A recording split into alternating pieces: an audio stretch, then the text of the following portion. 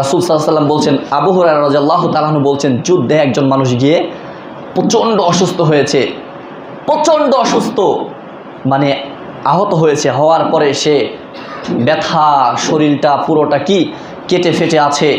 এমতো অবস্থায় রাত্রি যাপন করার সময় তার স্বপ্নদোষ হয়েছে। এখন করবে কি? এদিকে জীবনটা সংশয় রয়েছে যে যদি গোসল করে তাহলে সে মারা যাবে, কারণ পানি যদি তার গায়ে লাগে তাহলে সে মরে যাবে। তো এখানে আবার দুইটা মতামত।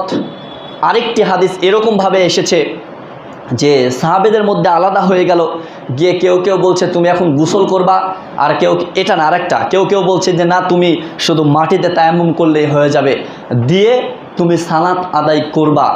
এমত অবস্থায় আল্লাহর নবী যখন আল্লাহর নবীর কাছে গেলেন, ওই ব্যক্তি এত অসুস্থ ছিল যে পানি ঠেকলেই সে অসুস্থ হয়ে যাবে, তখন কি করবে? সে অপবিত্র, পবিত্রতা অর্জন করতে হলে করবে কি?